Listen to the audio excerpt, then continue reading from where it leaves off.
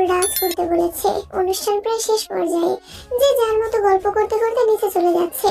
কিছুক্ষণের মধ্যেই মেহেদি দেওয়া শুরু করতে হবে। জাঙ্কুক আর সুগা বিয়ের কেনাকাটা করতে মার্কেটে যাবে, তাই একটু তাড়াহুড়োতে প্রোগ্রাম শেষ করতে হয়েছে। জিমিন আর মোমো গল্প করতে করতে নেমে গেছে। জেনি হুট করে ওদের দেখতে না পেয়ে দৌড়ে নিচে নামতে গিয়ে ছাদের দরজায় হোঁচট খেয়ে সঙ্গে সঙ্গে চিৎকার করে বসে পড়েছে। দু হাতে পা চেপে কান্না করছে। ছাদের সাউন্ড বক্সের শব্দের কারণে জেনির অল্প বিস্তর কান্নার শব্দ কেউ শুনতে পায়নি। তাই দরজা পর্যন্ত এসে জেনির কান্নার শব্দ শুনে কিছুটা চিন্তিত স্বরে জানতে চাইল, কি হয়েছে? হোঁচট খেয়েছি। কাই সঙ্গে সঙ্গে ফোনের ফ্ল্যাশ জ্বালিয়ে জেনির পায়ের কাছে ধরলো। বৃদ্ধাঙ্গুল থেকে অনর্গল রক্ত বের হচ্ছে। জেনির দু হাতে রক্ত লেগে আছে। কাই নিবিষ্ট কণ্ঠে বলতে শুরু করলো, শাড়ি পরে এইভাবে কেউ ছোটাছুটি করে? দেখে হাতটা ধরো। জেনি কাঁদতে কাঁদতে কায়ের হাতটা শক্ত করে ধরে বসা থেকে উঠলো, কিন্তু ব্যথার চোটে পা ফেলতে পারছে না। কাই জেনির এক হাত ধরে আস্তে আস্তে নামাচ্ছে। কোন মতে নিচ পর্যন্ত গিয়ে জেনি হাউমাউ করে কাঁদতে শুরু করেছে।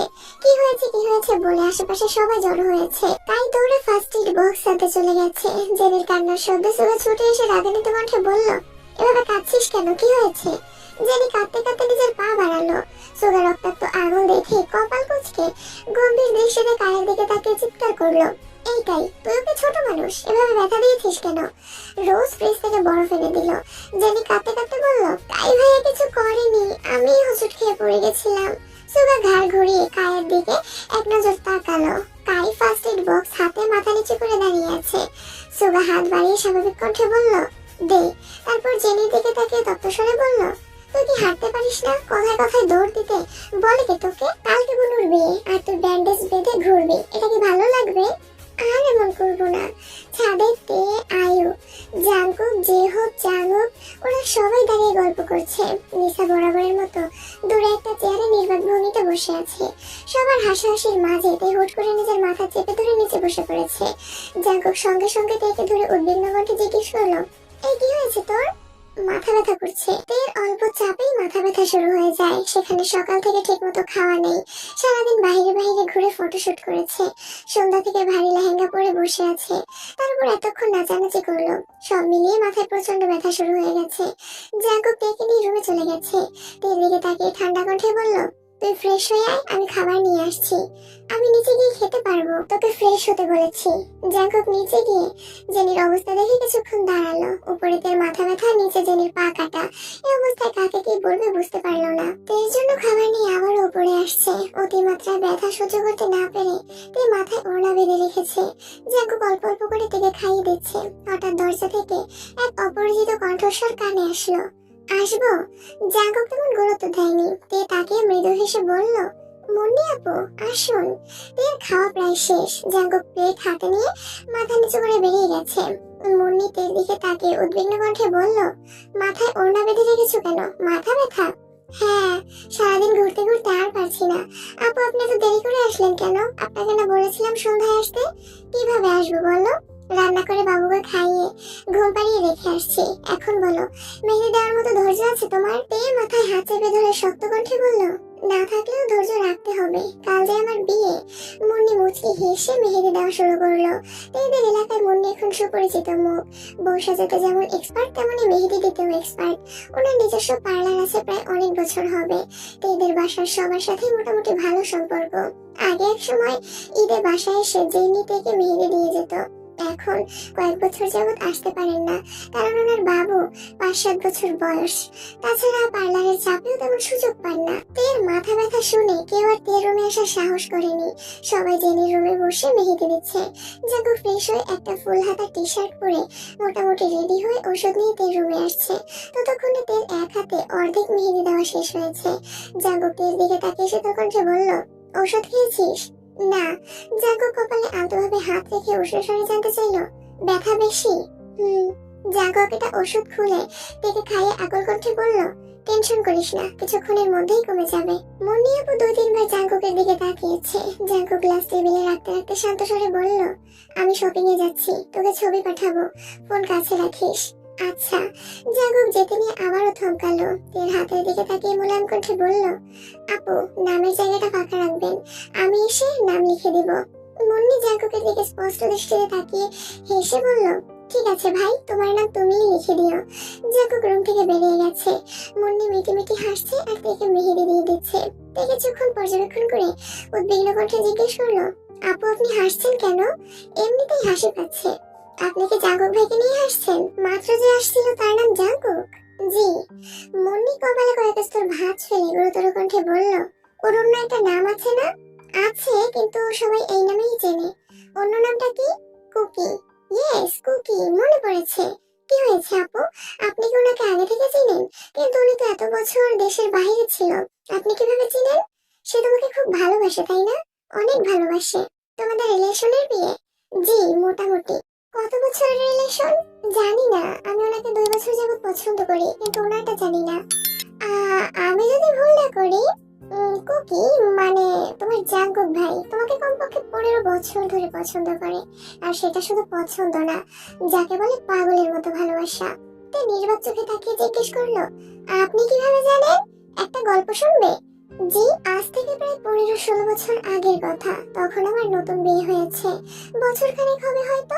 আমি আগে থেকেই পার্লারের কাজ টুকিটাকি জানতাম, তাই আমার হাজবেন্ড বাসাতেই পার্লার খুলে দিয়েছিল।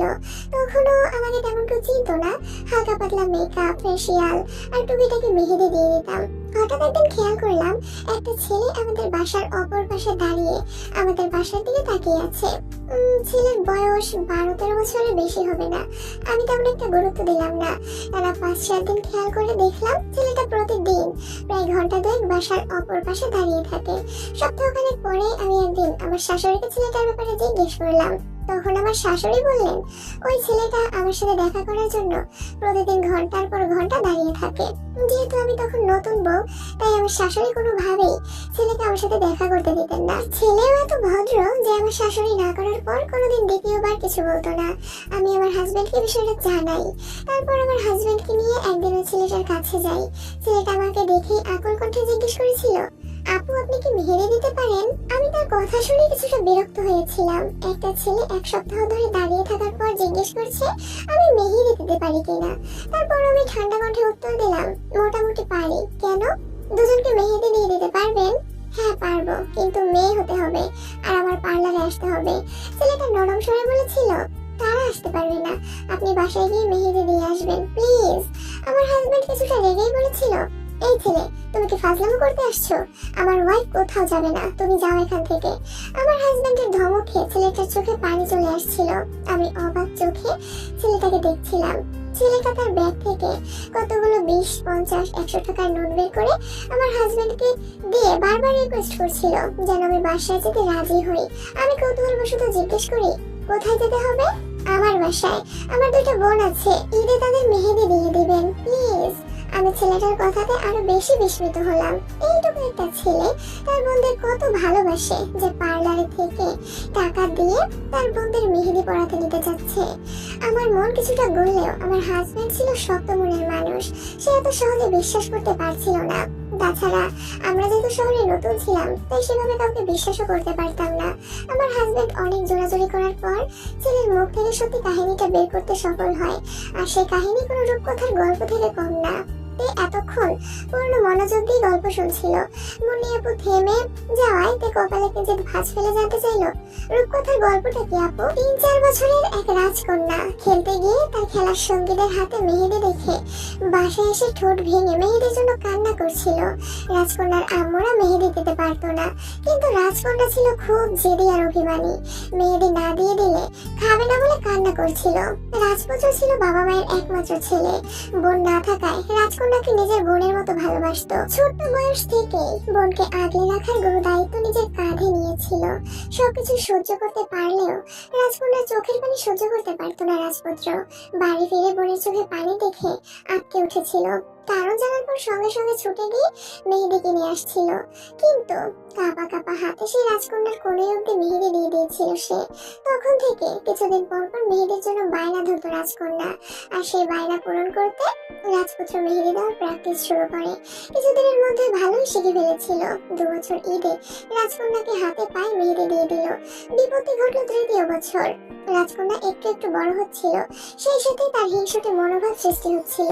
তৃতীয়বার ঈদে পাশের বাসার একটা পিচ্চি মেয়েকে মেহেদি দেওয়ার অপরাধে রাজকন্যা কাঁদতে কাঁদতে পুরো বাড়ি মাথায় তুলে ফেলেছিল। রাজপুত্র রাজকন্যা ব্যতীত অন্য কাউকে মেহেদি দিয়ে দিয়েছে, এটা সে মেনেই নিতে পারছিল না। অবুঝ রাজকন্যার পাগলামিতে রাজপুত্র যে কিভাবে পাগল হয়েছে সে নিজেও বুঝতে পারেনি। হঠাৎ রাজপুত্র গুরুতর অসুস্থ হয়ে গেল। তখন রাজকন্যার আবেগ জ্বালানো কান্না আর নিষ্পাপ হৃদয়ের প্রতিজ্ঞায় রাজপুত্র নিজের কল্পনায় অন্য এক জগৎ তৈরি করলো। সে জগতে রাজকন্যাকে বোন নয় বরং প্রিয়তমার আসনে বসালো। রাজকন্যার প্রতি মনোভাব বদলাতে শুরু করলো। সেই সাথে বাড়তে লাগলো আতঙ্ক, কারণ রাজপুত্রের বাসায় তখন ছোট আরেকটা বোন ছিল, যার বয়স 2 কি 3। রাজকন্যার এই হিংসুটে মনোভাবের জন্য সবসময় আতঙ্কে থাকতো রাজপুত্র। রাজপুত্রকে কারোর সাথে মিশতে দিতে না চাওয়া, কোমল মনের আকুতি, রাজপুত্রের প্রতি তীব্র অধিকার বোধ সবেতেই ভীত হতো রাজপুত্র। সামনে ঈদ ঘনিয়ে আসছিল, প্রতি বছরের মতো মেহেদি দেওয়ার গুরু দায়িত্ব তার উপরে পড়তো, কিন্তু সে ভীত ছিল। আগের বছর পাশের বাসার পিচ্চিকে মেহেদি দেওয়ার অপরাধে কান্না করায় বাসার কেউ সেভাবে গুরুত্ব দেয়নি, কিন্তু এবছর নিজের বাসার চাচাতো বোনকে মেহেদি দেওয়ার অপরাধে যদি আবারও একই কাজ করে তখন কি হবে? আগের বছর পর্যন্ত রাজকন্যা শুধু তার বোন থাকলেও পরের বছর নাগাদ রাজকন্যার প্রতি নতুন অনুভূতি জন্মেছিল। ভয়ে সে আশেপাশে খোঁজ নেয়, আমার কথা জানতে পেরে আমার রিকোয়েস্ট করতে আসে।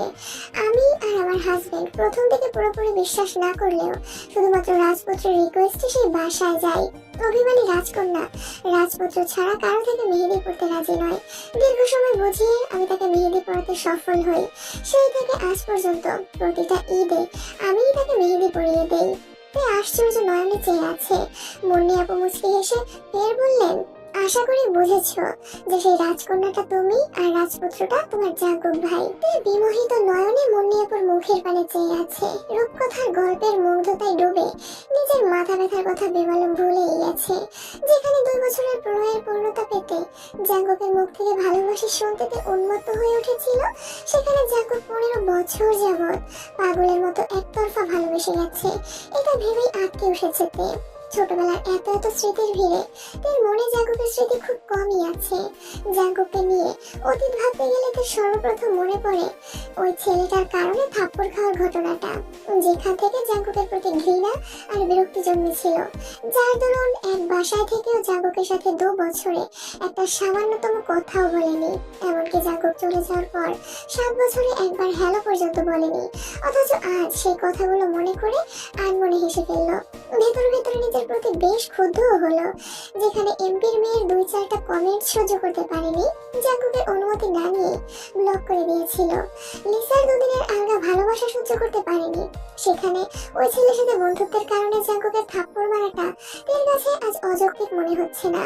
মুন্নি আপু আনমনে হেসে বললেন, জানোতে তোমাকে যতবার আমি মেহেদি পরিয়ে দেই ঠিক ততবারই কুকির কথা মনে পড়ে। হয়তো নাম খেয়াল ছিল না, কিন্তু বাসার সামনে দাঁড়িয়ে থাকা পিচ্চি ছেলেটার মুখটা সবসময় ভাসতো। অনেকবার তোমাকে জিজ্ঞেস করতে চেয়েছি, কিন্তু কুকি নিষেধ অমান্য করে জিজ্ঞেস করার সাহস করে উঠতে পারেনি। কাল যেহেতু তোমাদের বিয়ে, তাই আজ নিশ্চিন্ত মনে কথাগুলো বলতে পারছি। তাই তুমি খুব ভাগ্যবতী যে কুকির মতো একজন জীবন সঙ্গী পেতে যাচ্ছ। বড় বোন হিসেবে সাজেশন দিচ্ছি, যাই হয়ে যাক না কেন সবসময় ওর পাশে থেকো।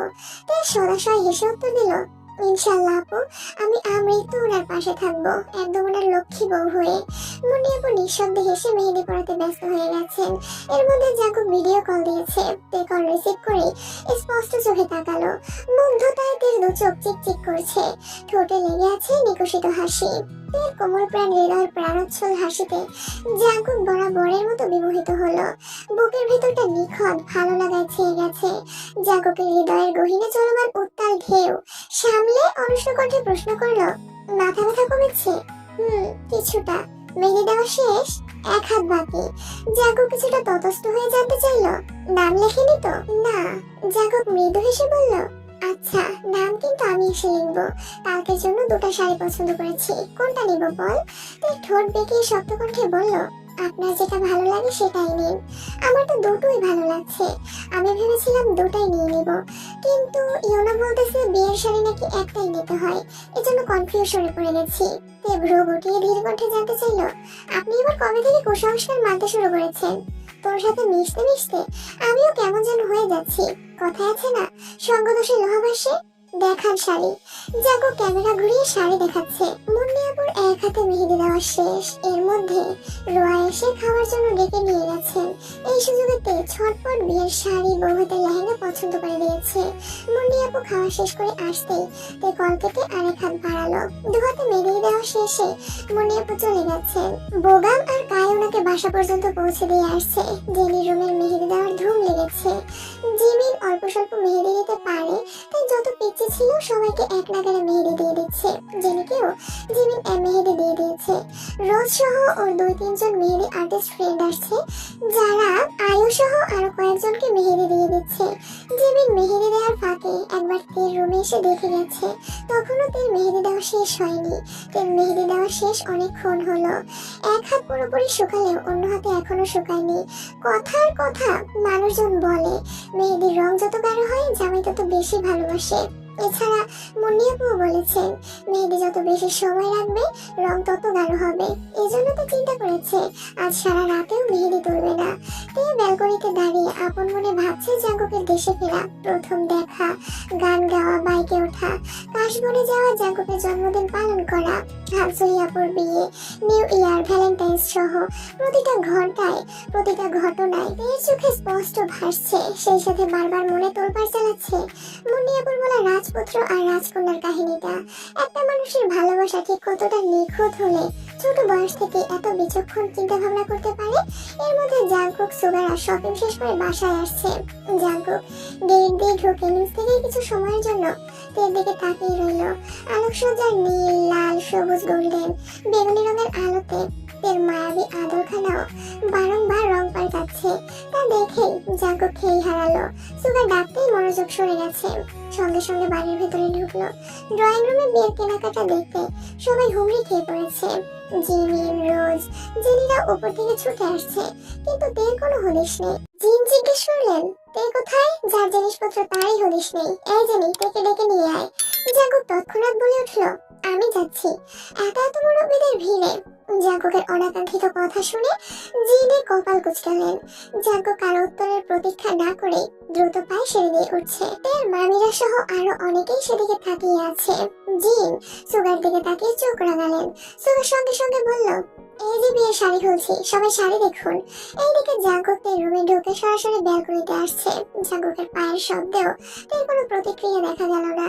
জাঙ্কুক আচমকা তেকে পেছন থেকে জড়িয়ে ধরলো। তের পরনের জলপাই রঙের শাড়ির পাড় বিদীর্ণ করে জাঙ্কুকের শক্তপোক্ত হাত তের নিভাজ উদর আঁকড়ে ধরেছে।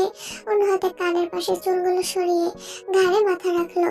আকস্মিক ঘটনায় তে ভীতগ্রস্ত হয়ে ঘাড় ঘুরালো। জাঙ্কুকের উপস্থিতি টের পেয়ে পুনরায় মাথা সোজা করে ফেলেছে। জাঙ্কুকের গাঢ় নিঃশ্বাস তার ঘাড়ে পড়ছে। জাঙ্কুকের মসৃণ গলায় মৃদু চুমুকে অত্যন্ত নমনীয় কণ্ঠে বলল, আড়াল থেকে অপেক্ষার দিন তো ফুরিয়ে এসেছে। এখন সদর দরজায় দাঁড়িয়ে আমার জন্য অপেক্ষা করার অনুমতি পেয়ে যাচ্ছিস। জাঙ্কুক শ্বাস ছেড়ে পুনরায় বলতে শুরু করলো, গত 2 বছর তোকে দেখেও না দেখার মতো চলেছি। কথায় কথায় রাগ দেখিয়েছি, তোর অনুভূতি উপলব্ধি করার চেষ্টা করিনি। সবকিছুতেই ব্যস্ততা দেখিয়ে তোকে কষ্ট দিয়েছি, কিন্তু বিশ্বাস কর, আমি এই সবকিছু করেছি তোকে হারানোর ভয়ে। আমি এখনো আতঙ্কে আছি, কালকের দিনটা পার করার অপেক্ষায় আছি। অপ্রকাশিত আনন্দের অন্তরালে আমার এক নভস্থল ভয় জমে আছে। তোকে পূর্ণাঙ্গ রূপে আমার করে পাওয়ার আকাঙ্ক্ষা আমার মস্তিষ্কে স্থির হতে দিচ্ছে না। আমি তোকে বড্ড বেশি ভালোবাসিতে। ছোটবেলা থেকে নিজেকে একটা কথাই সব সময় বলতাম, তে জাঙ্কুকের হাসির কারণ, তেকে কষ্ট দেওয়া ভীষণ বারণ। অথচ দেখ, গত 2 বছরে অনিচ্ছা সত্ত্বেও তোকে কতবার কষ্ট দিয়েছি, কতভাবে কাঁদিয়েছি, যার জন্য আমি নিজেকে আজও ক্ষমা করতে পারি না। গত 2 বছরে যা যা ঘটেছে সব ভুলে যা প্লিজ। আজ এই মুহূর্ত থেকে আমরা নতুন জীবন শুরু করতে যাচ্ছি, যে জীবনে কেউ কাউকে ইচ্ছাকৃত কাঁদাবো না, কষ্ট দেব না। প্রতিনিয়ত নবরূপে একে অন্যের প্রেমে পড়ব, আর নতুন ভাবে ভালোবাসার সূচনা হবে। তুই রাজি তো? জাঙ্কুক থামাতেই তের নাক টানার শব্দ কানে বাজলো। তে ফুপিয়ে ফুপিয়ে কাঁদছে আর ঘন ঘন শ্বাস ফেলছে। জাঙ্কুক তেকে ছেড়ে আতঙ্কিত কণ্ঠে বলে উঠলো, এই তে কাঁদছিস কেন? জাঙ্কুকের হাত থেকে মুক্তি পেতেই তে আকস্মাৎ জাঙ্কুকের দিকে ঘুরে জাঙ্কুককে জড়িয়ে ধরে কান্না করতে করতে বলছে, আপনিও আমাকে মাফ করে দিন। আমি জেনে বুঝে আপনাকে অনেক কষ্ট দিয়েছি। স্বার্থপরের মতো সব সময় শুধু নিজের দিকটাই চিন্তা করেছি। একটাবারের জন্য আপনার আবেগ, অনুভূতি, কষ্ট, খুশি নিয়ে ভাবিনি।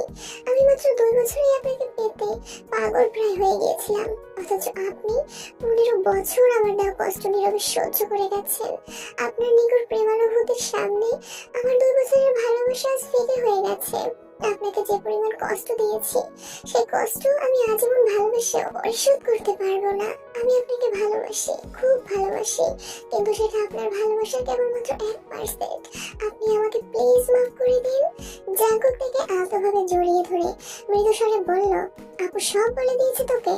হ্যাঁ, এজন্যই বলি মেয়েদের পেটে আসলে কোনো কথা থাকে না।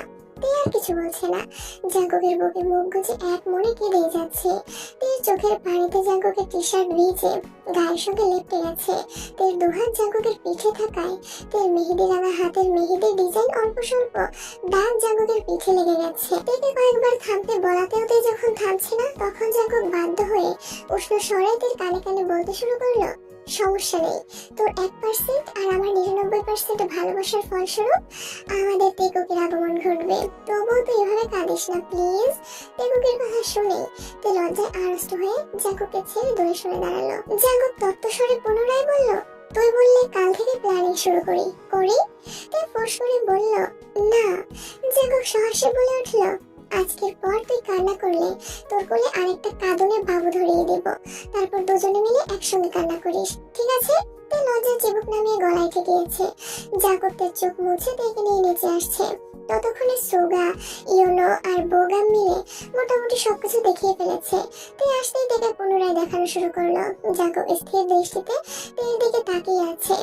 আচমকা আয়ো এসে বিড়বিড় করে ডাকলো, ভাইয়া। জি?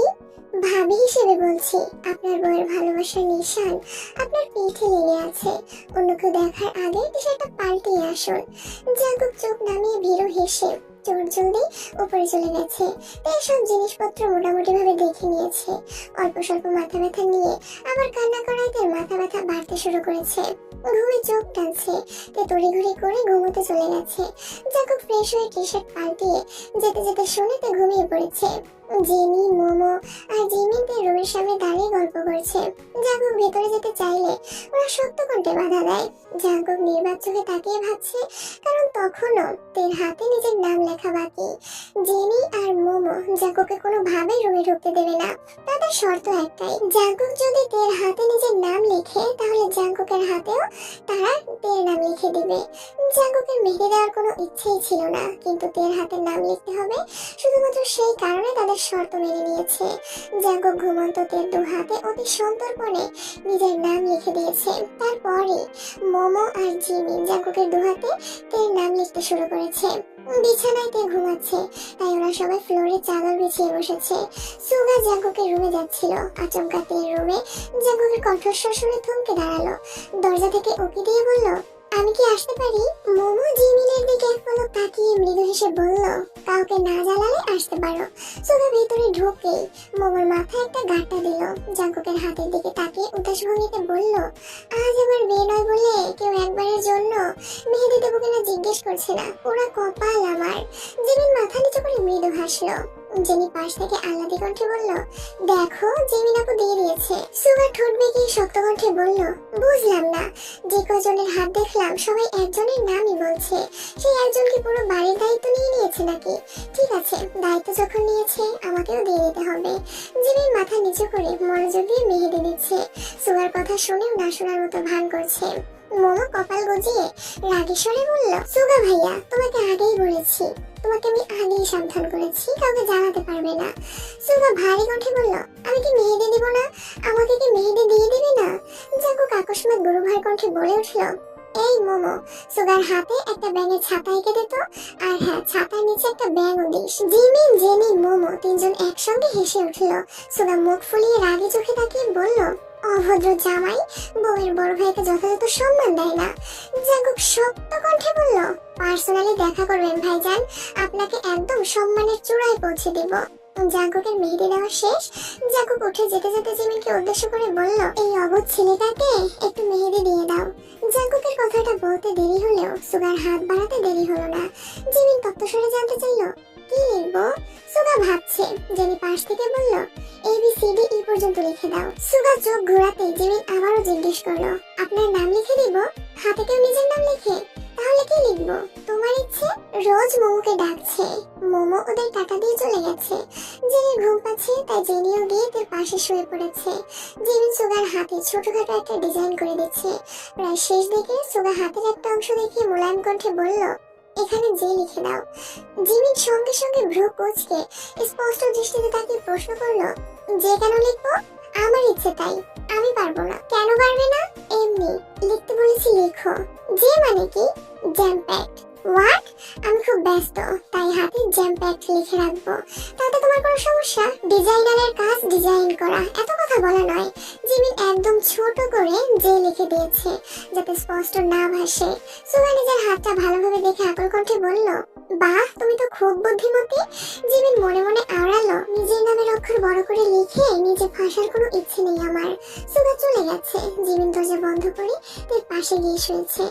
আজ 3রা ফেব্রুয়ারি, জাঙ্কুকের বিয়ের দিন। বিয়ে উপলক্ষে শহরের প্রথম সারির একটা কমিউনিটি সেন্টার বুকিং দেওয়া হয়েছে। সকালের খাওয়া দাওয়া শেষে জাঙ্কুক থেকে পার্লারে নিয়ে গেছে। যদিও সোবিন চেয়েছিলেন সুগা যেন তাকে নিয়ে যায়, কিন্তু জাঙ্কুক সেসময় পাত্তা না দিয়ে নিজেই নিয়ে গেছে। তে আজ তেমন কথা বলছে না, বারবার শুধু হাতের দিকে তাকাচ্ছে। এক হাতে বাংলাতে লেখা জাঙ্কুকের তে, আরেক হাতে লেখা জিয়ন জাঙ্কুক। জাঙ্কুক যেতে যেতে তেকে কিছু কাজ আর দায়িত্ব বুঝিয়ে দিয়েছে। তেকে নামিয়ে দিয়ে বাসায় ফিরে শাওয়ার নিয়ে জাঙ্কুক রেডি হতে শুরু করলো। জাঙ্কুক কেবল শেরওয়ানিটা পরেছে, এর মধ্যে মোমো আর জেনি তাদের সাজানো নিয়ে হাজির। গতকাল রাতের মতো আজও তারা জাঙ্কুককে সাজাতে চলে আসছে। নামাজের পর জাঙ্কুকরা রওনা দিয়েছে। এই পর্যায়ে এক বাড়ির মানুষজন দুভাগে বিভক্ত হয়ে গেছে। থেকে নিয়ে সোবিন, ইয়নজুন, এর মামা বাড়ির আত্মীয় স্বজন, সুগা, জিমিন, জেনি, এমনকি ফুপিরাও কমিউনিটি সেন্টারে পৌঁছে গেছে। বিয়ের গেটে দুপক্ষ মুখোমুখি হয়েছে। জেহব, জাঙ্কুক, ইয়োনো, ওরা সবাই জাঙ্কুকের পাশে। অন্যদিকে সুগার কয়েকজন বন্ধু, কাই, বোগাম, জেনি, জিমিন, মোমো, ওরা গেট আটকে দাঁড়িয়েছে। মোমোদের ডিমান্ড শুনে জেহব জাঙ্কুকের দিকে তাকে মজার ছলে বলে উঠল, নিজের বউ নিজে নিবি, তাও এত ডিমান্ড? জাঙ্কুক পাশ ফিরে জেহবের দিকে ক্ষুদ্র চোখে তাকে অত্যন্ত মোলায়েম কণ্ঠে বলল, ও চাইলে হাসি মুখে জীবনটাও দিয়ে দিতে পারবো, সেখানে তাকে পাওয়ার জন্য এই সামান্য ডিমান্ড আর কি। জেহব তত্ত্বস্বরে বলল, আবেগ ছেড়ে বিবেক দিয়ে কথা বল। বুঝছি তোর বউ পাগল, প্রয়োজনে যা খুশি করতে পারিস, তাই বলে যে যা বলবে তাই। ও শুধু আমার আবেগ না, আমার চিত্ত চাঞ্চল্যের এক ফালি সুখের আভাস। হয়েছে, বুঝেছি, বজ্জাত ছেলে, তোর জন্য একটু মজাও করতে পারবো না। জাঙ্কুক আর চোখে তাকে মলিন হাসলো। জাঙ্কুক কানে কানে জিহবকে কিছু বলতে চেয়েছে, কিন্তু জিহব সে কথা না শুনে জাঙ্কুকের থেকে কিছুটা দূরে সরে রাগে সরে বলতে শুরু করলো, তোর আর কোনো কথাই আমি শুনছি না। সুগা মুচকি এসে বলল, জেহব ভাইয়া, তোমার যা মজা করার ইচ্ছে আমার বিয়েতে করো, তোমার বন্ধুর বিয়েতে মজা করার আশা ছেড়ে দাও। তুইও যে তোর ভাইয়ের মতো করবি না, তার কি গ্যারান্টি আছে? শত হোক, তোদের রক্ত তো এক। নামজন ভেতর থেকে হুঙ্কার দিলেন, গেট থেকে ভেতর পর্যন্ত আসতে এতক্ষণ সময় লাগে তোমাদের? জাঙ্কুক তৎক্ষণাৎ চোখে ইশারা দিল। জেহব টাকা বের করেও দিতে যাচ্ছে না। মোমো, জেনি, আয়োরা জোর জবরদস্তি করে নিয়েছে। জাঙ্কুককে মালা পরিয়ে সাদা গোলাপ দিয়ে ভিতরে নেওয়া হয়েছে। নামজুন, সোবিন সহ আরো কয়েকজন একসঙ্গে বসে আছেন। জাঙ্কুক ঢুকতেই নামজুন ডাকলেন, জাঙ্কুক একটু এদিকে আসো। জাস্ট 1 মিনিট আব্বু, এখনই আসছি। জাঙ্কুক সবাইকে ফেলে চটজলদি তের সাথে দেখা করতে চলে গেছে। কম বেশি সবাই গেটের কাছে ছিল, তাই তের আশেপাশে তেমন বড় কেউ নেই। লিমিনহো সহ আরো কয়েকটা পিচ্চি ছোটাছুটি করছে। জাঙ্কুকদের কাছাকাছি এসে কোমল কণ্ঠে সালাম দিল, তেও মোলায়েম কণ্ঠে সালামের উত্তর দিল। জাঙ্কুক তের সামনে এসে দুজোটাতে ভর দিয়ে বসে কিছুটা ঝুঁকে ঘোমটার আড়ালে থাকা থেকে এক পলক দেখে নিল। জাঙ্কুকের অনভিপ্রেত কাণ্ড দেখে তে অলক্ষিতই হেসে ফেলল। জাঙ্কুক তের মুখের পানে গভীর মনোযোগে চেয়ে ঠোঁট কামড়ে হেসে নিঃশব্দ কণ্ঠে বলল, একটু ভয়ে ছিলাম, তাই দেখতে আসছি, কিছু মনে করিস না কেমন? তে তপ্ত দৃষ্টিতে তাকিয়ে ঠান্ডা কণ্ঠে বলল, আপনাকে রেখে পালাবো না, আপনি নিশ্চিন্তে থাকতে পারেন। জাঙ্কুক চটজলদি তের হাতে আদর চুমু খেয়ে ততস্থ কণ্ঠে বলল, আব্বু ডাকছে, এখন যাই। জাঙ্কুক সামনে যেতেই নামজুন জিজ্ঞেস করলেন, কোথায় গিয়েছিলে? তেকে দেখতে। 5 মিনিট কথা বলার জন্য ডেকেছিলাম, এটাও সহ্য হয়নি তোমার? আসলাম তো, এখন বলুন। জাঙ্কুকের নিরুদ্বেগ ভাবভঙ্গি দেখে চৌবিন ঠোঁট চেপে হাসলেন, সাথে জাঙ্কুকের বড় মামাও মৃদু হাসলেন। তবে নামজুন ছেলের কর্মকাণ্ডে বেশ ক্ষুব্ধ। জাঙ্কুক 2-4 মিনিট কথা বলে আবার ওদের কাছে চলে গেছে, কিন্তু ততক্ষণে তার চারপাশে সবাই জড়ো হয়ে গেছে। জাঙ্কুকের আব্বু, জেহোক, তের আব্বু, সুগা কাজের সাথে কথা বলে সবকিছু ঠিকঠাক করছে। তিনি জাঙ্কুকের উপস্থিতিতে তাদের সম্মতি নিয়ে মৌখিকভাবে বিয়ের কাজ শেষ হয়েছে। বিয়ে যাবতীয় কাজ শেষে খাওয়া দাওয়ার পর্ব শুরু হয়েছে। জাঙ্কুক, জিমিন, সুগা, জেহোক, ইউনো সবাই একসঙ্গে বসেছে। খেতে খেতে টুকটাক খুনসুটি করছে। সোহায়ানরা এসেছে অনেকক্ষণ হবে, কিন্তু তের জন্য জিমিন ওদের সাথে ঠিকমতো কথাও বলতে পারছে না। এই কিছুক্ষণ পরেই সিফাত আসছে। নামজুন সিফাতকে দেখে এগিয়ে গিয়ে হাসি মুখে কথা বলতে শুরু করেছেন। এদিকে সোবিন বেশ কিছুক্ষণ যাবত চিন্তিত। সিফাত কিছুটা দূরে যেতেই সোবিন কিছুটা চিন্তিত স্বরে ডাকলেন, ভাইজান। হ্যাঁ বল। জাঙ্কুক আর তের বিয়ের কাজ কি শেষ? হ্যাঁ, কেন? না মানে কাবিনের কাজটা বাকি রয়ে গেল না? নামজুন গুরুভার কণ্ঠে বললেন, ছেলে আমার, মেয়ে তোর। সবচেয়ে বড় কথা, তারা দুজন দুজনকে মন থেকে ভালোবাসে। তুই কাবিন দিয়ে কি করবি? তারপরও যদি তোর মনে হয় তাহলে ঘরোয়াভাবে বসে সেটা সমাধান করা যাবে। আমি ওইভাবে বলতে চাইনি। নামজুন কপাল গুটিয়ে ধীর কণ্ঠে বললেন, বিবাহ সম্পাদনের জন্য বা বিবাহ বৈধ হওয়ার জন্য কাবিননামা অপরিহার্য নয়। কাবিননামা একটি আইনি বাধ্যবাধকতা মাত্র। প্রাপ্তবয়স্ক দুজন ছেলে মেয়ের সম্মতি নিয়ে সব নিয়ম কানুন মেনেই বিয়ে হয়েছে, এতে দুশ্চিন্তা করার কিছু নেই। নামজুন একগাল হেসে ফের বললেন, এখন চল খেতে যাই। চলো। তে আর জাঙ্কুকের ফটোশুট চলছে। জিমিন কাছেই দাঁড়িয়ে আছে, যেন তের কোনো সমস্যা হলে ঝটপট যেতে পারে। জিমিনের আব্বু, আম্মু, ভাই আর বোন এসেছিল।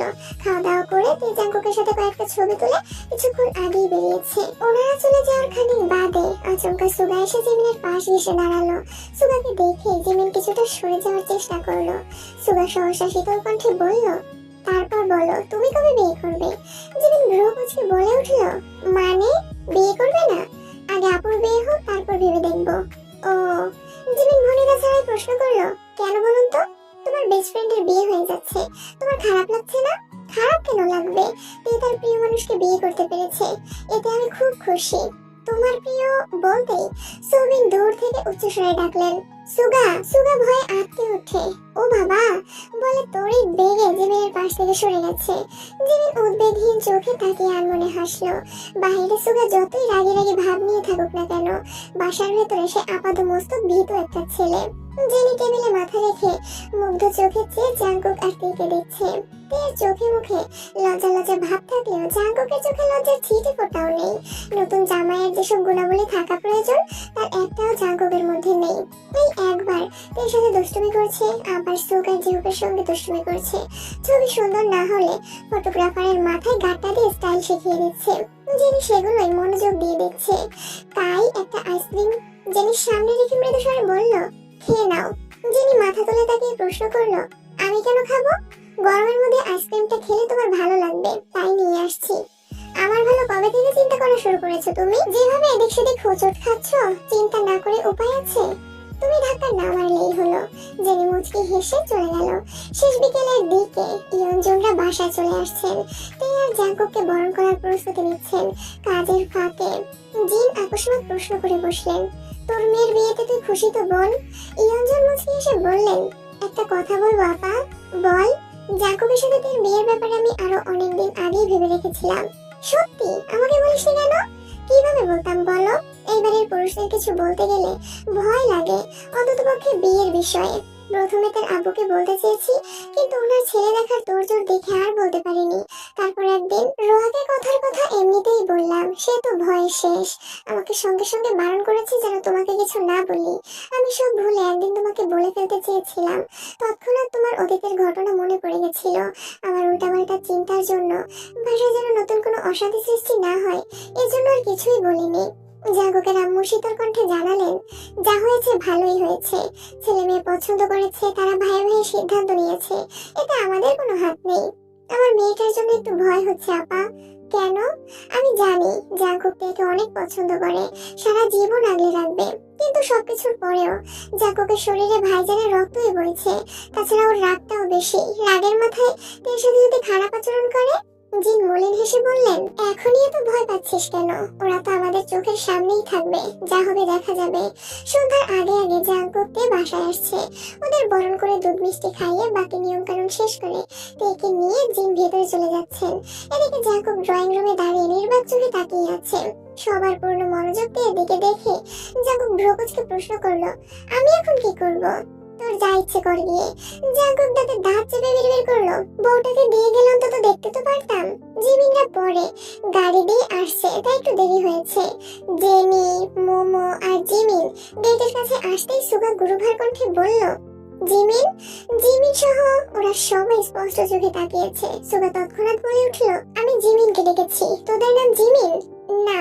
তাহলে এভাবে তাকিয়েছিস কেন? কিছু বলবেন? সঙ্গে সঙ্গে জেনি, মোমো একসঙ্গে বলে উঠলো, কিছু বলবা? সুগা মুখ ফুলিয়ে রাগী স্বরে বলল, না। জেনি আর মোমো জিমিনকে নিয়ে চলে যাচ্ছে। সুগা কয়েক মুহূর্ত তাকিয়ে থেকে জাঙ্কুকের কাছে গেল। সুগা কপাল কুঁচকে এক দৃষ্টিতে জিমিনের দিকে তাকিয়ে থেকে বলল, ভাইয়া, তোমার বিয়েটা তো শেষ হলোই, এবার আমারটা নিয়ে একটু ভাবো। জাঙ্কুক চোখ ঘুরিয়ে সুগার দিকে তাকিয়ে রাজভারী কণ্ঠে বলল, আগামী 2 বছর এই বাড়িতে আর কোনো বিয়ে হবে না। আমি চাকরি নিলেও না? না। কেন? আমার বউ অন্তত পক্ষে 2 বছর এই বাড়ির একমাত্র বউ হয়ে রাজত্ব করবে। তোর বোনের বউ ফিল শেষ হলে তার ভাবিকে নিয়ে আসবো, ততদিন তুই নিজেকে গোছা। তাই বলে 2 বছর? দেখ সুগা, তুই আমার থেকে বয়সে 2 বছরের ছোট, তাই বিয়েটাও 2 বছর পর করা উচিত। তাছাড়া আমি তোর বোনের মানসিক শান্তিতে ব্যাঘাত দিব না। তোকে 6 মাসের মধ্যে বিয়ে করালাম, সবকিছু ঠিকঠাক চললো। কোনো একদিন হয়তো আজ থেকে 10 বছর পর তে আমার কাছে এই অভিযোগটা করলো, তখন আমি কি করব? ওকে কি এই দিনগুলো ফিরিয়ে দিতে পারবো? সুগা মনমরা হয়ে বলল, থাক, আমি আর কিছু বলবো না। সুগা মন খারাপ করে চলে যাচ্ছে। জাঙ্কুক মৃদু হেসে ফিরে ডাকলো, কিন্তু সুগা আর তাকালো না। অবশ্য তাকালেও বিশেষ কোনো লাভ হবে না, কারণ জাঙ্কুক যা ভেবে রেখেছে তাই হবে। সুগা জোরপূর্বক কোনো কিছু পরিবর্তন করতে পারবে না, আর করতেও চায় না। আগামীকাল জাঙ্কুকদের বাসায় অনুষ্ঠান হবে। একেবারে কাছের মানুষ ছাড়া অতিরিক্ত কোনো মানুষ থাকবে না। জাঙ্কুকের আব্বু চেয়েছিলেন একদিনই অনুষ্ঠান শেষ করতে, কিন্তু সোবিনের এতে দ্বিমত ছিল। উনি মেয়ের বিয়ের জন্য এত বছর যাবৎ স্বপ্ন দেখেছেন, তাই নাম জননার স্বপ্নকে বাস্তবায়ন করার সুযোগ দিয়েছেন। জাঙ্কুক আর জেহো সন্ধ্যার পরপরই বেরিয়েছে, ফিরেছে প্রায় 11টা নাগাদ। ততক্ষণে বাড়ি মোটামুটি শান্ত হয়ে গেছে। জাঙ্কুক নিজের রুমে যেতে যেতে তের রুমটা দেখে গেছে, রুমের দরজা ভেতর থেকে বন্ধ। সন্ধ্যার পর থেকে তের সাথে জাঙ্কুকের আর কোনো কথাই হয়নি। জাঙ্কুক 2-3 বার ডাকতেও গিয়েছে, কিন্তু আজ কেন জানি সাহস পাচ্ছে না, তাই রুমে এসে তের নাম্বারে কল দিল। সারাদিনের ক্লান্তিতে তে গভীর ঘুমে তলিয়ে আছে। জাঙ্কুকের কল বেজেই যাচ্ছে। তের পাশ থেকে তেহি ঘুম ঘুম কণ্ঠে তেকে ডেকে বললেন, তে ফোনটা সাইলেন্ট কর। তে ঘুমের মধ্যেই নড়ে উঠলো, কিন্তু ফোন ধরলো না। গতকাল রাতে জাঙ্কুকের রুমে আসার ঘটনা ছড়াতে ছড়াতে বড়দের কান পর্যন্ত চলে গিয়েছে, তাই তেহি আজ ইচ্ছে করেই তের রুমে ঘুমিয়েছেন। তের এক পাশে তেহি আর অন্য পাশে জিমিন শুয়েছে। দুবার কল কেটে পুনরায় কল বাজতে শুরু করেছে। জিমিনের পাশ থেকে ফোনটা একটু তুলতেই জাঙ্কুকের ছবি ভেসে উঠেছে। জিমিন আস্তে করে বলল, ওই তে ভাইয়া কল দিচ্ছে। ভাইয়া নামটা শুনতেই তের গভীর ঘুম কেটে গেছে। ঘুম ঘুম চোখে পিট করে কল রিসিভ করে ফোন কানে ধরলো। ফোনের ওপাশ থেকে জাঙ্কুকের মোলায়েম কণ্ঠস্বর শোনা গেল, আমার বউটা এখন কি করছে? তে ঘুম ঘুম কণ্ঠেই বলল, ঘুমাচ্ছে, কিন্তু আমার যে তার সাথে কথা বলতে খুব ইচ্ছে করছে। সকালে বলবো। না, এখনই বলতে হবে। তেহি আস্তে করে বললেন, তে ফোনটা রেখে ঘুমা। তে ফিস করে রেখে দেওয়ার কথা বলছে, কিন্তু জাঙ্কুক নাছোড়বান্দা, কথা তার বলতেই হবে।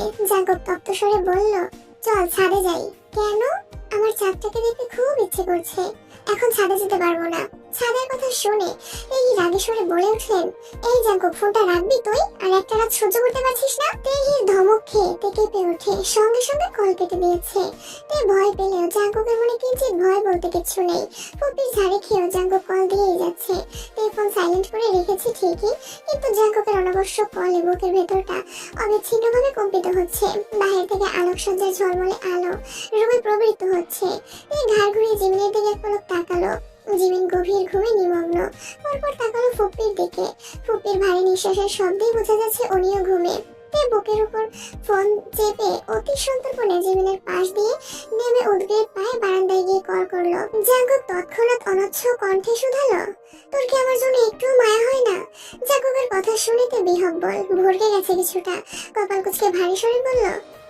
করলাম? সন্ধ্যা থেকে কেউ আমাকে একটা কল পর্যন্ত দিল না। কেউ না দিলেও তো তুই একটা কল দিতে পারতি, তাই না? আমি তো আপনার কলের অপেক্ষায় ছিলাম। অপেক্ষা করতে করতে কখন ঘুমিয়ে পড়েছি বুঝতেই পারিনি। বাহ, কি দায়িত্বশীল বউ আমার। তে সহসা ঠোঁট বাঁকালো। সদা জাগ্রত চোখে আলোকসজ্জার লাল নীল আলোর পানে তাকিয়ে মোলায়েম কণ্ঠে শোধালো, বাসায় কখন আসছেন? খেয়েছেন? কিছুক্ষণ আগে। আমার শ্বশুর বিয়েতে যে পরিমাণ জামাই আদর করেছে, রাতে আর কিছু খেতে হবে না। কোথায় গিয়েছিলেন? এখন বলবো না। আচ্ছা ঘুমান তাহলে। শোন। জি। চল ছাদে যাই। না। কেন? আম্মুরা বলেছে বিয়ের রাতে বর জামাইয়ের মুখ দেখতে নেই, এটা নাকি জামাইয়ের অমঙ্গল হয়। ঠিক আছে, দেখলাম না মুখ, একটু কথা তো বলতে পারি। আব্বাজান নিষেধ করেছেন, দেখা সাক্ষাৎ করা যাবে না। জাগুক ফুস করে শ্বাস ছেড়ে রাগান্বিত কণ্ঠে বলল, কেউ আমাদের কিছু বলতে পারছে না, তাই তোকে সব কুসংস্কার বোঝাচ্ছে, আর তুই বোকার মতো সেসব বুঝেই মানতেছিস। তুই নিশ্চুপ। জাগুক দীর্ঘ নিঃশ্বাস ফেলে নিজেকে শান্ত করে আহ্লাদী কণ্ঠে বলল, চল না ছাদে। তুই অত্যন্ত ধীর কণ্ঠে বলল, একটু বোঝার চেষ্টা করুন, আমি যেতে পারবো না। আপনি যেন রুমে না আসেন, তার জন্য আব্বাজান ফুপিকে আমার সাথে থাকতে বলেছেন। এখন আমি বের হলে খবরই আছে। আপনি ঘুমান প্লিজ। জাগুক ঢোক গেলে ভ্রু বাঁকিয়ে আবেগতাড়িত কণ্ঠে বলল, I miss you, I need you, believe me, I badly want you. Sparrow ঠোঁট বাঁকিয়ে বলল, আমাকে তো খুব বলতেন সহিংস হতে হবে, ধৈর্যশীল হতে হবে। তাহলে আজ আপনার এই অবস্থা কেন? এত অধৈর্য হয়ে উঠেছেন কেন আপনি? আর কত ধৈর্য ধরবো? এতদিন যাবৎ অফিসিয়ালি বিয়ের অপেক্ষায় ছিলাম, করলাম তো অফিসিয়াল বিয়ে, আত্মীয় স্বজন এলাকাবাসী সবাই জানলো তো। তাহলে এখন আমার বউ আমাকে কেন দিচ্ছে না? মানলাম কাল অনুষ্ঠান শেষে বাসর হবে, কিন্তু দেখা তো করতে দিবে, কথা তো বলতে দিবে। আমাদের মাঝে কংক্রিটের দেয়াল সৃষ্টি কি দরকার ছিল? জানি না, আমার ঘুম পাচ্ছে, ঘুমাবো, আপনিও ঘুমান। বুকের ভিতর আগুন জ্বললে ঘুমাবো কিভাবে? তে মুচকি এসে বলল, এক বোতল ঠান্ডা পানি খেয়ে ঘুমিয়ে পড়েন। তে কল কেটে রুমে চলে গেছে। জাগো কপালে কয়েক স্তর ভাঁজ ফেলে বিড়বিড় করলো, এত কাহিনী করবে জানলে কমিউনিটি সেন্টার থেকেই পালাতাম। তে ভোরবেলা উঠে আবারও ঘুমিয়েছে, তাই সকালে ঘুম একটু দেরিতে ভেঙেছে। আশেপাশে জিমিন ফুপি কেউই নেই। জাগুকের কথা মনে পড়তেই সঙ্গে সঙ্গে ফোন হাতে নিল। তে আনমনেই নেট অন করে ফেসবুকে ঢুকলো। আকস্মাৎ জাঙ্কুকের পোস্ট দেখে চমকে উঠল। গতকাল বিয়ের বেশ কয়েকটা ছবি জাঙ্কুক রাতেই তার আইডি থেকে পোস্ট করে ক্যাপশনে লিখেছে, প্রিয় সহধর্মিনী, আমার অলিক কল্পনার সঙ্গী তুমি, গোধূলি লগ্নে বাড়ি ফেরার একান্ত অভিপ্রায়, তুমি আমার স্নিগ্ধ সকালের সুললিত গন্ধরাজ, পরন্ত বিকেলের একগুচ্ছ বাগান বিলাস, আমার শূন্য হৃদয়ের পূর্ণতা তুমি, ব্যাকুল হৃদয় নির্জন নির্মলা, নীল দিগন্তের উড়ন্ত মেঘেরা জানে কত স্বপ্ন উড়িয়েছি বেনামি খামে, তোমার মায়াবী মুখের পানে চেয়ে ভুলেছি সব যাতনা আনমনে, তোমার ঠোঁটের স্নিগ্ধ হাসি দেখে আমার হৃদয়ের অন্তরালে নিরবিচ্ছিন্ন বিক্ষোভ চলে, তুমি আমার অবসন্ন মস্তিষ্কের প্রবলতা, নব্য স্বপ্ন দেখার অদম্য স্পৃহা, তোমাকে হাসাতে চেয়ে বহুবার কেঁদেছি আড়ালে, তুমি আমার অপেক্ষার শেষ প্রহর, 16 বছরের প্রতীক্ষার অমূল্য পুরস্কার, তোমাকে মিথ্যা প্রতিশ্রুতি দেইনি আমি, দিয়েছি জাঙ্কুকের বউয়ের স্বীকৃতি, আমি তোমাকে ভালোবেসেছি, ভালোবাসি, আর আমৃত্যু ভালোবেসে যাব, এটি তোমার আকাঙ্ক্ষিত স্বামী। তে ক্যাপশন পড়ে 5 মিনিটের জন্য নিস্তব্ধ হয়ে গেছে। 5 মিনিট পর মনোযোগ দিয়ে ছবিগুলো দেখতে লাগলো। গতকাল পার্লার থেকে সেজে যাওয়ার পর থেকে নিজেকে কেমন লাগছে সেটা দেখার সুযোগই পাইনি, বিয়ের ছবি পর্যন্ত দেখেনি। তবে কয়েক ঘন্টায় জাগুকের মুখ থেকে হাজার খানিক প্রশংসা সহ জাগুকের দুর্বৃত্ত কথা শুনতে হয়েছে। সুযোগ পেলেই তের কানের কাছে ফিসফিস করে নিজের অব্যক্ত অনুভূতি জাহির করেছে, আর তে শুধু জাগুকের পাগলামি দেখে গেছে। এমনকি কবুল বলার সময় জাগুকের অস্থিরতা দেখে তে নির্বাক ছিল, নিষ্পলক চোখে কেবল তাকিয়েই ছিল। মিনিমাম লাজ লজ্জা বিসর্জন দিয়ে জাগুক উচ্চ শব্দে বলছিল, পৃথিবীর যা কিছুর বিনিময়েই হোক আমি সবকিছু দিতে রাজি হয়েই তেকে বউ হিসেবে কবুল করলাম। আলহামদুলিল্লাহ, কবুল কবুল কবুল। যেখানে একবার কবুল করলাম কিংবা আলহামদুলিল্লাহ কবুল বলেই বিয়ে সম্পূর্ণ হয়ে যায়, সেখানে জাগুক বলেই যাচ্ছিল। জাগুকের কাণ্ড দেখে কাজী সাহেবও না হেসে পারলেন না। কাজীর মুখে হাসি দেখে জাগুক পরপর উদ্বিগ্ন কণ্ঠে শুধু, আমাদের বিয়ে হয়েছে তো? কাজী সাহেব উঠে যেতে যেতে বললেন, আলহামদুলিল্লাহ, এতদিনই পরিপূর্ণ হয়েছে, আলহামদুলিল্লাহ।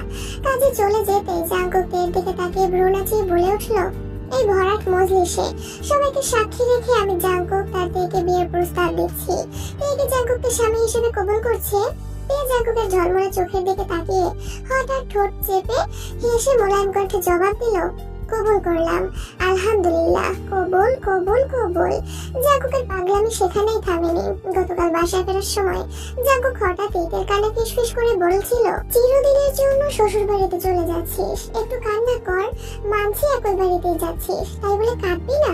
তাই ভেঙচি কেটে বলেছিল, আপনার যদি এতই শখ থাকে তাহলে আপনি কান্না করেন। প্রত্যুত্তরে জাঙ্কুক বলেছিল, তুই নববধূর মতো কান্নায় ভেঙে পড়বি, নতুন জামাইদের মতো আমি তোকে সান্ত্বনা দিব। এটা আমার জীবন থেকে মিস হয়ে গেল। এক কাজ করি, চল দুজন একসঙ্গে কান্না শুরু করি। গতকাল জাঙ্কুকের আজগুবি কথা শুনে তে কপাল কুঁচকালেও আজ কথাগুলো মনে করে আর মনে হেসে ফেললো। পুনরায় ছবি দেখায় মনোযোগ দিল। নিজের পরনের মেরুন রঙের বিয়ের বেনারসি, গা ভর্তি ভারী গহনা, মাথায় ঘোমটা সহ চোখ ধাঁধানো আড়ম্বরপূর্ণ সাজসজ্জা দেখে তে নিজেই লজ্জায় পড়ে যাচ্ছে। সেই সাথে রাজোচিত শেরওয়ানিতে জাঙ্কুককে যেন রাজপুত্রের মতো লাগছে। গতকাল জাঙ্কুকের অযাচিত দুষ্টুমির জন্য সামনাসামনি ঠিক মতো দেখতেই পারেনি, তবে আজ ছবিগুলো খুব ভালো করে দেখছে। আয়নায় দুজনের মুখ দেখা, তের কপালে জাঙ্কুকের চুমু দেওয়া, একে অপরের চোখে চোখ রেখে নিগুড় ঘুরে বন্দি থাকা, বরণের ছবি সহ আরো 2-3টা ছবি আপলোড করা হয়েছে। তাই সবগুলো ছবি দেখা শেষে কৌতূহলবশত কমেন্টস দেখতে গেল। জাঙ্কুকের বন্ধু, ছোট ভাই, বড় ভাই যে হোক, ওরা সবাই নিজেদের মতো করে অভিনন্দন জানানোর পাশাপাশি উস্কানিমূলক মন্তব্যও করেছে। কারো কারো মন্তব্য দেখে তো বেশ বিস্মিত হচ্ছে। এর মধ্যে জিমিন আসছে, তার লাজুক হাসি দেখে মৃদুস্বরে জিজ্ঞেস করলো, হাসছিস কেন? ভাইয়ের পোস্ট দেখে? তাই কপাল কুঁচকে তাকিয়ে জিজ্ঞেস করলো, তুই কিভাবে জানিস? শুধু আমি না, বাড়ির সবাই এখন ভাইয়ের পোস্ট নিয়ে গবেষণা করছে, নিচে গেলেই বুঝতে পারবি। তুই খেয়েছিস? না, তোকে ডাকতে আসছিলাম, তুই ফ্রেশ হয়ে আয়, একসাথে খাবো। আচ্ছা। জিমিন জেনির রুমে চলে গেছে। ইদানিং তুই ব্যস্ত থাকায় জিমিনের জেনি আর মোমোর সাথে খুব ভালো সম্পর্ক হয়ে গেছে। দুজনেই সুগার কথা জানে, তাই সুগার হাত থেকে জিমিনকে সব সময় প্রোটেক্ট করে। ড্রয়িং রুমে সোফায় হেলান দিয়ে চোখ বন্ধ করে বসে আছে জাঙ্কুক। রান্নাঘরে রান্নার আয়োজন চলছে। দেখুন ছাদ থেকে নেমে জাঙ্কুক এভাবে বসে থাকতে দেখে কিছুটা উদ্বিগ্ন কণ্ঠে জিজ্ঞেস করলেন, কি রে জাঙ্কুক, এভাবে বসে আছিস কেন? জাঙ্কুক চোখ খুলে কাকামণিকে এক পলক দেখে পূর্বের অবস্থায় থেকে উত্তর দিল, আমার মনটা খুব খারাপ। বেখুই নেমে এসে জাঙ্কুকের পাশে বসতে বসতে শুধালেন, মন খারাপ কেন? বিয়ে তো সবাই মেনে নিয়েছে, তাহলে মন খারাপ কেন থাকবে? জাঙ্কুক তপ্ত স্বরে বলতে শুরু করলো, মন খারাপ থাকবে না কেন? মানুষ এলাকা ছেড়ে 2-1 বছর বাইরে থাকলেও কথা, আচরণ, চলাফেরা সবই বদলে যায়। সেখানে 20-30 বছর ঢাকা শহরে থেকে এখনো গ্রামের কি সব আজগুবি নিয়ম নীতি পালন করছে। বিয়ের পর বউ আলাদা কেন থাকবে? এত বছর অপেক্ষা করে নিজের সাথে নিজে যুদ্ধ করে আল্লাহর কাছে চাইতে চাইতে পেতে পেয়েছি। কেউ কি জানে সেটা? কিছুদিন যাবৎ এই বাড়ির প্রতিটা মানুষ আমার ইমোশন নিয়ে প্রতিনিয়ত ফেলতেছে, তারপর আমি চুপ করে আছি। আমি যদি ঘৃণা করেও এসব টের পেতাম তাহলে তেকে নিয়ে আগেই পালিয়ে যেতাম। তোমরা যা করছো তা আমি কখনোই ভুলবো না। আমি এক তীব্র নিন্দা জানাচ্ছি।